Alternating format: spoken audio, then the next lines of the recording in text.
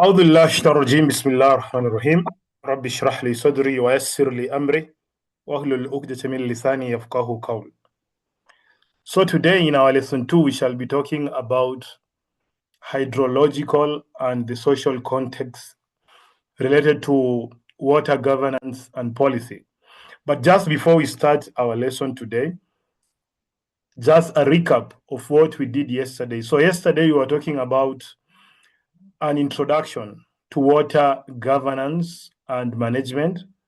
We actually looked into the difference between governance and management, and we said that governance is related to making decisions, related to the how and the who of the supply and the demand of water. Then, when you're talking about management, management is basically related to implementing the decisions that have been made in relation to what? In relation to the water supply and demand. Then also yesterday we talked in detail about water scarcity. And we said that there are two types of scarcity, talking about the physical scarcity and the economical scarcity. We talked about the difference between the two. That is the physical scarcity, you don't basically have water, and the economical scarcity, the water is there, but you have some problem with the infrastructure. So now today, we shall be talking about the hydrological cycle. How do we get water naturally? And how is it related to what? And how is it related to water governance? So that is the relationship we are going to cover in our lesson today. Now, as we start, these are going to be our lesson objectives today. So by the end of this lesson, you should be able to, number one, explain the key components and processes of the hydrological cycle. Number two, describe global patterns of water availability and distribution. Number three, identify and explain major human impacts on water system. Then evaluate the concept of water as a common pool resource. Then explain the idea of the tragedy of the commons. Then explain the interconnections within the water, energy, food nexus. Then discuss the relationship between hydrology and water governance. Then lastly, you should be in a position to apply the knowledge of hydrological and social context to real world examples. So in a nutshell, these are our lessons objective today.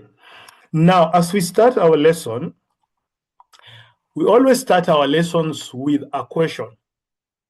And today, the question we are starting the lesson with is, if water is part of a natural cycle, why do shortages still happen? So by the end of this lesson, you should be able to answer this question. That is, we know very well that water is natural. So if water is natural, it means that we should be having enough of the water. From January to December, the water should be available. But why do we still have shortages of water? Why? So this is what we shall be answering. And these are some of the answers to this question.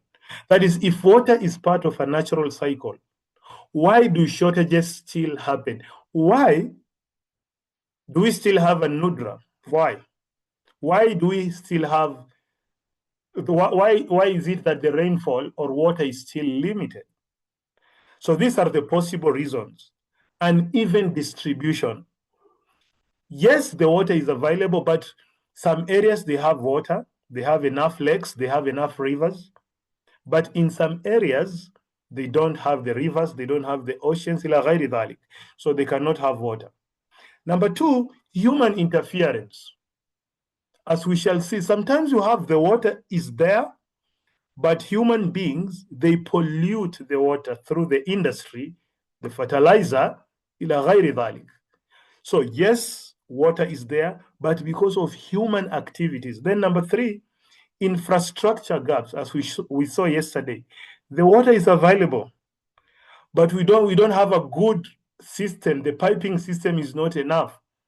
So the town, basically, people are in the town, there is enough water, but some areas, the piping, the drainage system is not that good, so they cannot get water. Then the most important thing is the governance failure. So the water is there, but because the government or the institutions responsible for making decisions are not doing their work, they are sleeping on their work. So the net effect is that you don't have enough water. So the key message we are basically saying is what? Water is a natural resource shaped by human system. So that is the key. That is khulasatul qawl. Now, on to the next part of our lesson. So, for you to understand the water governance and policy, you need to understand the hydrological cycle of water. And remember yesterday, we said that when we are talking about water, we have the supply side and we have the demand side. So if you want to be very good to understand policies or governance related to water, you need to understand the supply side, and you need to understand the demand side. So when you're talking about the hydrological cycle, we are talking about the supply, al-maswadir al-miyah, or how do we form water. So the hydrological water cycle is the continuous movement of water through the atmosphere, land, and ocean. So that is the meaning of the hydrological cycle. Now, what are the components of the hydrological cycle? So for water to be there, this is what normally happens. So number one, we normally have the evaporation. The heat from the sun warms water in oceans, rivers, and lakes, turning it into invisible vapor like steam that rises into the air. So that is the first thing. Evaporation. The sun, it heats the water sources, it heats the river, it heats the oceans. So when it hits the oceans, what happens? There is this vapor goes up, rises in the air. Then number two, condensation.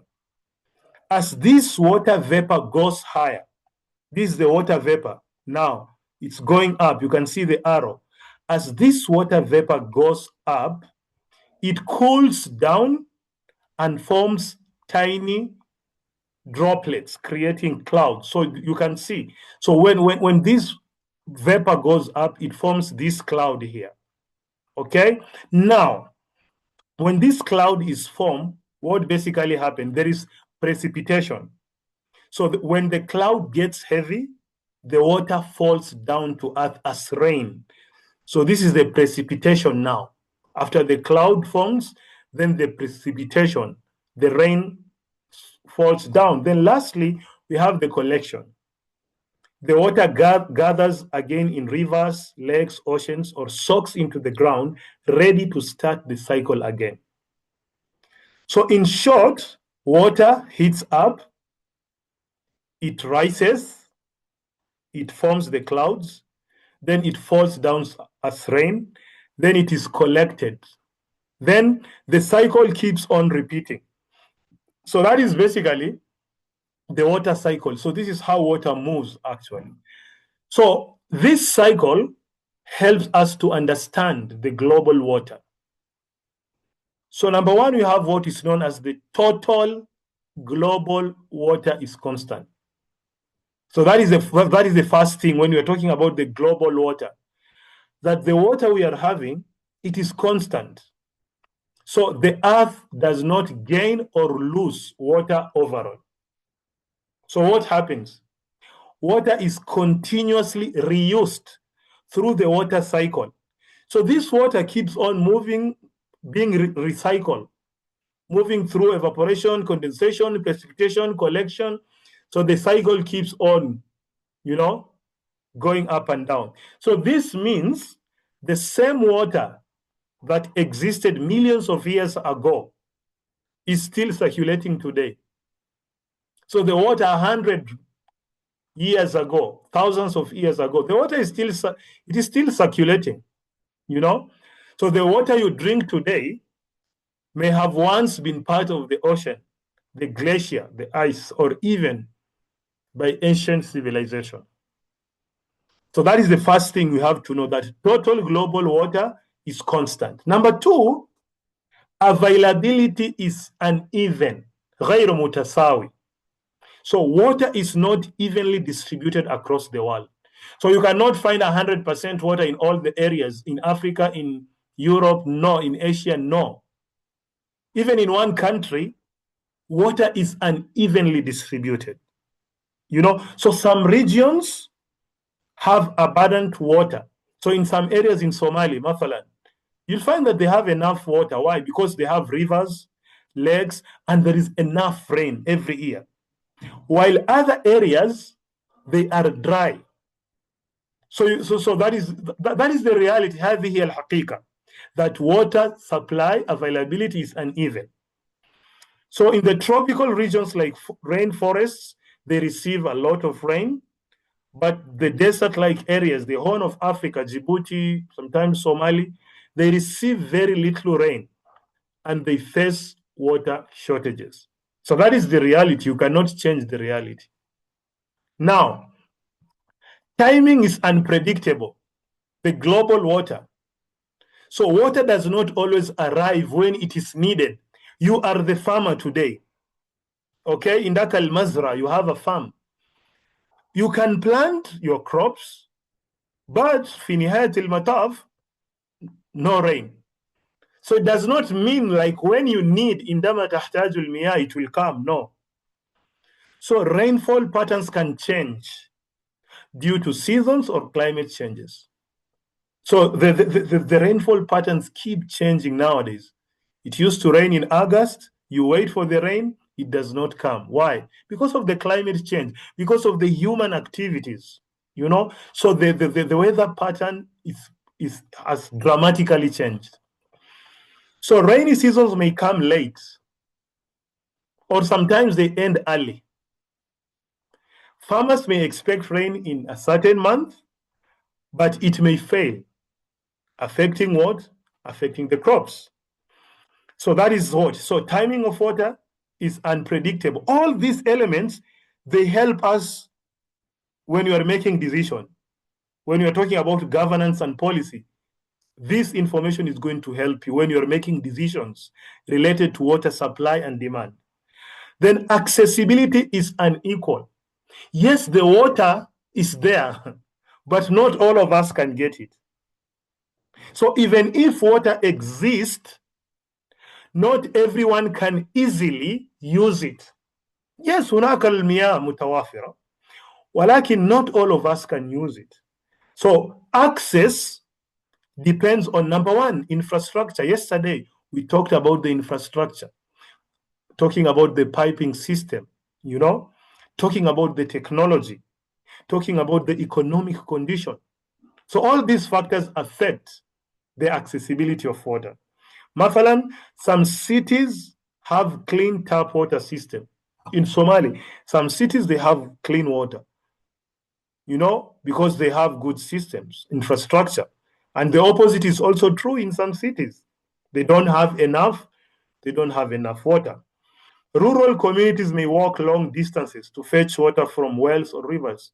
هؤلاء الناس الذين يسكنون في القرية. We have some people who are living في القرية.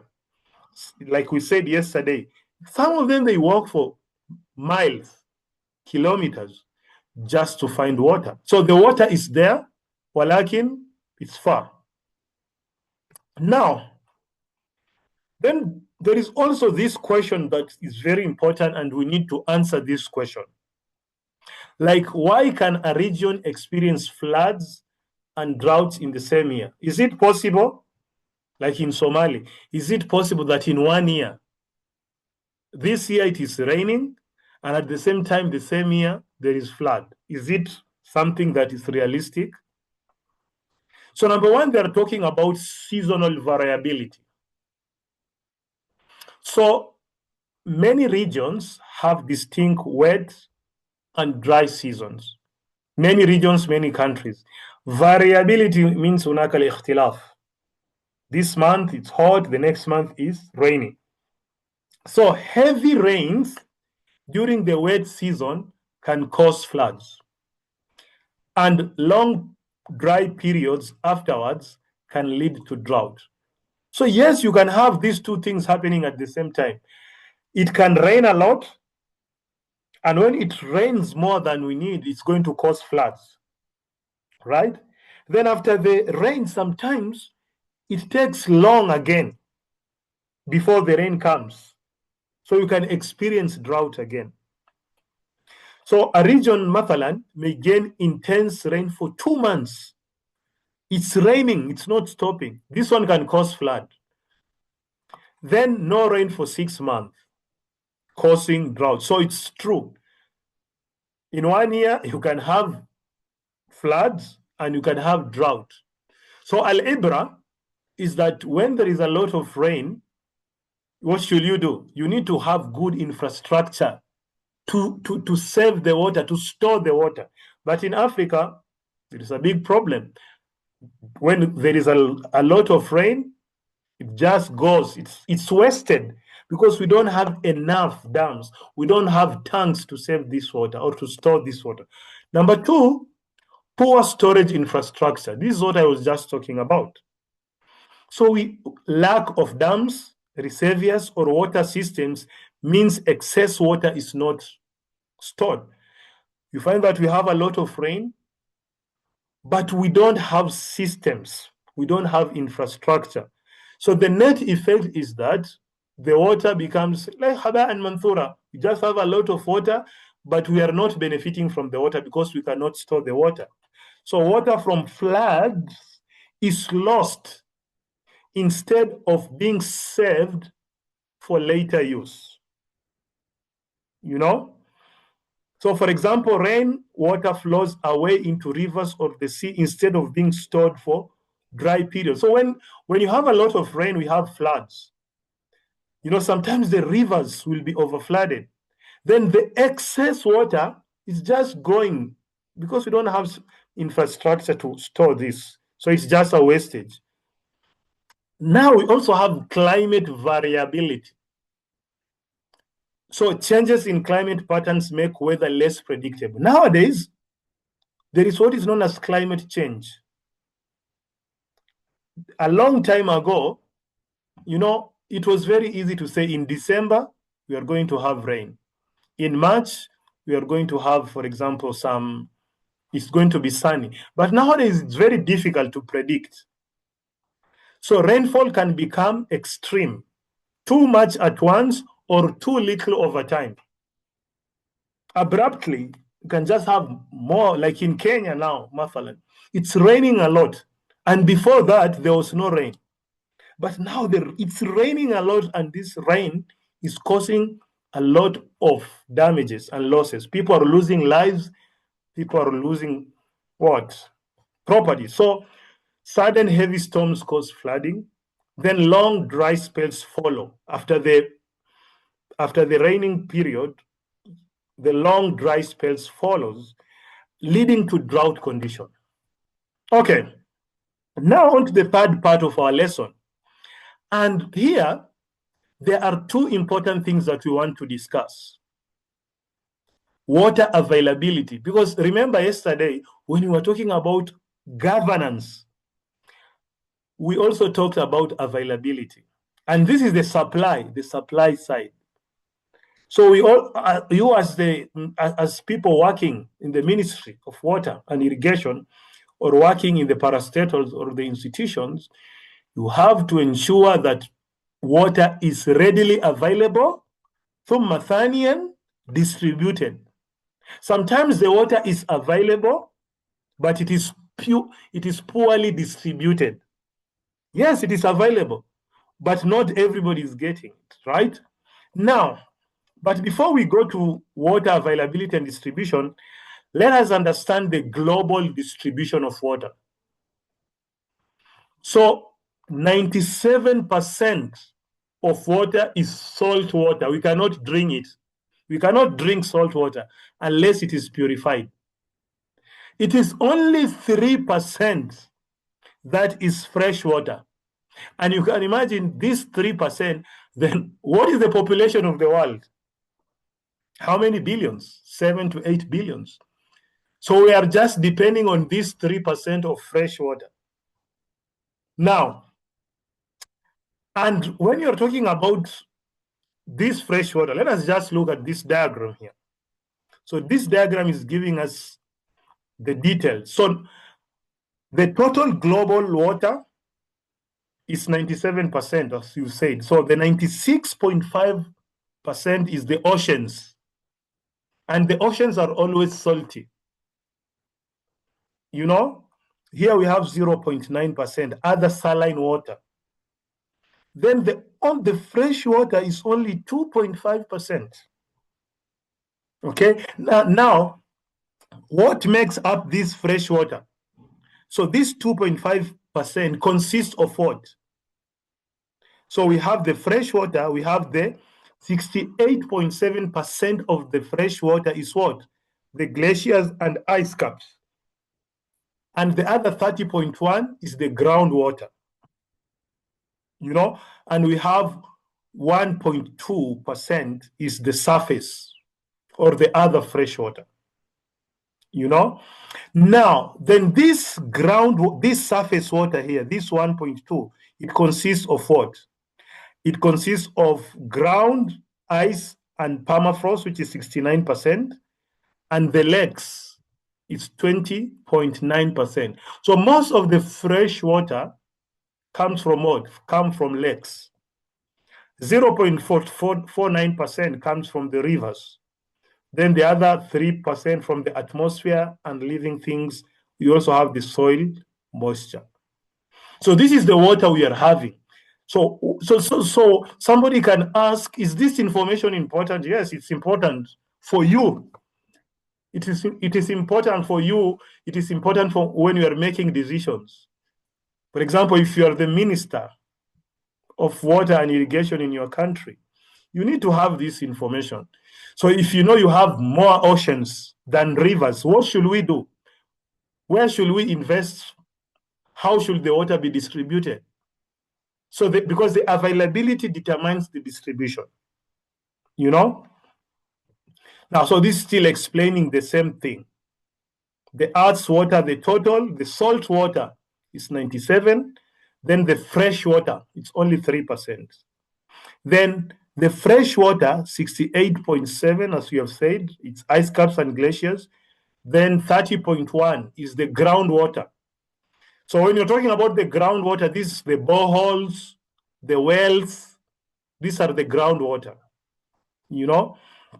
Then you have the surface water, which is around 0.3%. So the surface water is divided into two, the lakes, swamps, and the rivers, you know. Now, let us define these words. What do we mean by water availability? If somebody is telling you water is available, al-miyah mutawafira. So water availability refers to the quantity of water, al-kimiyya, quantity of water that is, number one, that is accessible, then number two, usable. So when you are talking about availability, there are two important things. Number one, accessible, we can easily get it. And number two, it is usable. If it is not usable, then it is not available. Because sometimes you have water, but it is polluted. Polluted means it cannot be used. So the quantity of water that is accessible and usable for what? Number one, for human. We can use it to cook, to drink. We can use it to water our plants, agriculture. The industries, they need it. And the environment also needs it at a given time and place. So when you are talking about water availability, it focuses on how much usable water is there. So that is the answer to water availability. الكمية الموجودة.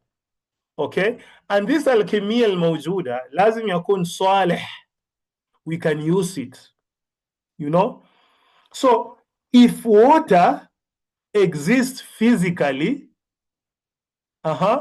it is only considered available if it can be, that is what you are saying, if we can reach it, that is accessibility. If it can be used, it means the quality is it's acceptable. It is not mulawwath, talawuth. It's not polluted. Then number 3, sustain over time. Yesterday we talked about sustainability. We said that this water, we can use it today, we can use it tomorrow, we can use it next year. Our grandsons, our grand, they can use it. So that is what availability is. But availability is not that today we have water, tomorrow we don't have water. That is scarcity. And yesterday we talked about scarcity. So the opposite of water availability is water scarcity. Now, what are the components of water availability? For water to be available, هناك المكونات. Number 1, quantity of water.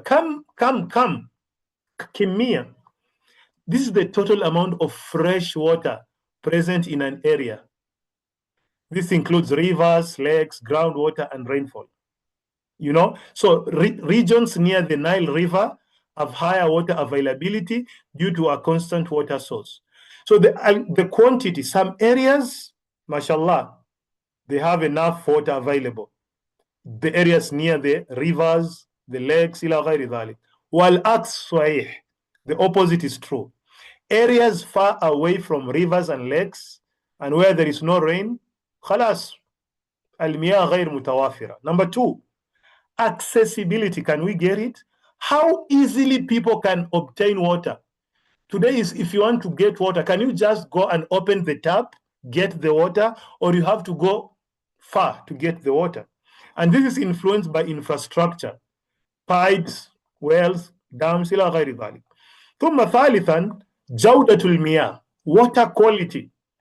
So water must be nadhif, clean. ثم ثانيا safe for use. So polluted water reduces availability. Then reliability, consistency. This is what we were talking about, sustainability, availability over time, not just today, not just one moment.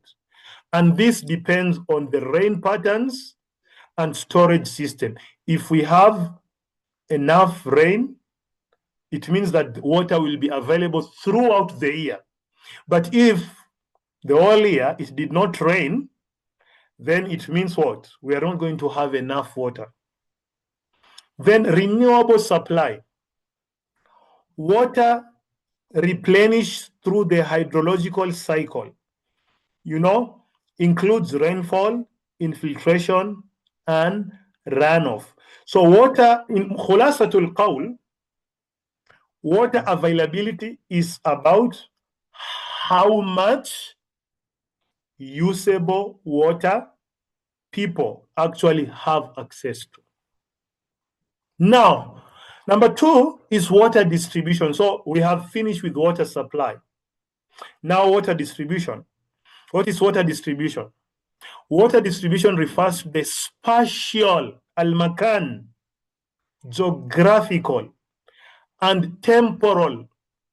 Temporal is all about matter, az-zaman, time-based spread of water resources across different regions and periods. So when we're basically talking about water distribution, we are talking, is water available in Mogadishu as the place? Mogadishu is place, right? Thumma, when is water available in Mogadishu? So it is matter wa al-makan. Aina. So it answers this question: where is water located? أين نجد المياه؟ ثم متى نجد المياه? Where is water located and when is it available? So even if water is abundant globally, even if water globally is available, alamiyan, we have enough water, its distribution determines who actually gets it. Yes, we have a lot of water, but في نهاية المطاف, the distribution matters a lot, because the distribution determines who is going to get more, who is going to get less, and this is where governance come. Remember yesterday we were talking about equity. Governance, you have to make a decision to ensure that water is available. All the people in all the regions, at least, al-akal, they can get water. So what are the components of water distribution? Number one, we've said spatial distribution, geographic. In Somali, Mathalan, you have regions. How water is spread across different locations. Some areas have more water than others. So in Somali, there are some areas they have enough water, some areas they don't have enough water. Number two, temporal distribution. That is the variation of water over time. So during the rain time, you have enough water. During the drought season, you don't have enough water. Surface versus groundwater distribution. So surface water, the rivers and lakes, and the groundwater, underground aquifers. So many dry regions depend heavily on groundwater. In Somalia, for example, many areas, they depend on the water, the wells, underground aquifers. But there are some areas they are near the rivers and the lakes. That is the surface water. They depend on the surface water. Then natural versus human controlled distribution. So the natural, tabi'iyan, rainfall, rivers, and climate. But sometimes we have the humans, they are the ones who determine the distribution of water. The dams, for example, like the Sad Al Marawi in Ethiopia, one of the biggest dam in Africa. So that is human controlled distribution. They have constructed the dam, and they are now going to determine who is going to get who. And there is also some problem now with the dam, because the Sad Al Marawi in whatever in Ethiopia, it has created a geopolitical problem between Egypt and what? Egypt and Sudan. Even the case now is in the United Nations. So this water sometimes can be a source of conflict. Then climatic influence. Climate determines what? Rainfall and evaporation rate. Now, on to the next part of our lesson. We've been talking about human impacts on water system. Sometimes as human beings, our activities, what we do can determine water accessibility and distribution. So when we are talking about human impacts, so human impacts on water system refer to what? It refers to the changes, تغييرات, caused by what? Human activities. So these human activities, they do what? These human activities, they affect the what? Number one, the quantity. Number two, quality. Number three, movement. And lastly, sustainability of water within the hydrological cycle. So that is why, as human beings, we have to be very careful with the activities, because there are agricultural activities, industrial activities, engineering activities. All the activities we are doing, it has an impact on the water quality, quantity, movement, and sustainability. Now, number one, what is the first activity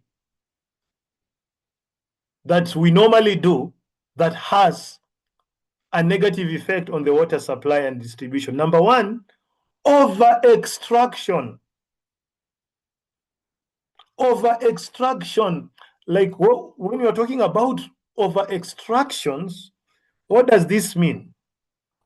أكثر من لازم. أكثر من لازم. Now, when you are talking about over-extraction, is the word excessive withdrawal of water. أكثر مما نحتاج. We withdraw a lot of water from the rivers, lakes, or underground aquifers at a rate faster than it can naturally be replenished.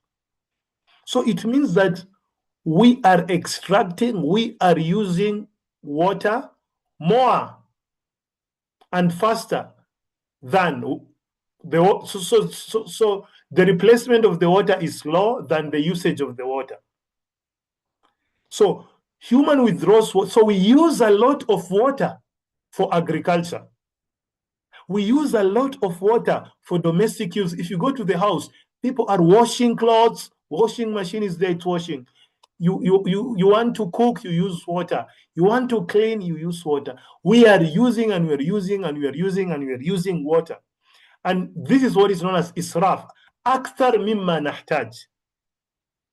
And even the industry, they use a lot of water in the production of goods and services.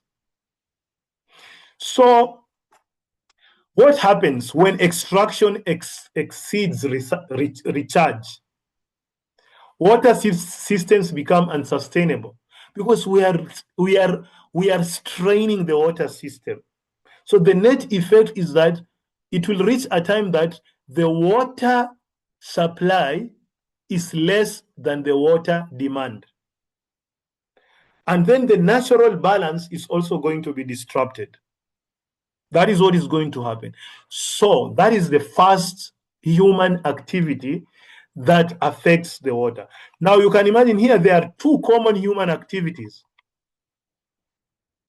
These are the two words, the forms of over extraction. Number one, groundwater use. So sometimes we dig the well. So you can find here, number one, we have the productive well. This well is okay. But if you look at the dry well, the dry well, the original water table was up here. But because we are using a lot of water, the water table goes down. Now the water table, now this dry well, it cannot produce water. Khalas, we have used a lot. So we have to dig. That is why some wells, they lose water. So why? Because we are using more. So we'll have to dig again, call the engineer, we need to go down. Again, we have to go down. Also, there is the surface water diversion. This is what is meant by, so we'll continue after the break. Because I have only 1 minute remaining, so I will send another link after 1 minute. But before this link goes off, there is this surface water diversion. This is like what happened in Ethiopia. The Sad al-Marawi, the Ethiopian, they created a very big dam. And this big dam was taking water from the river Nile. That is why Sudan and Egypt, they're having issues with the big dam. Because they're saying that now in future, our generation, they're not going to have enough water. So the dam has taken a lot of water, and it has now brought some problems. So these are the two things that normally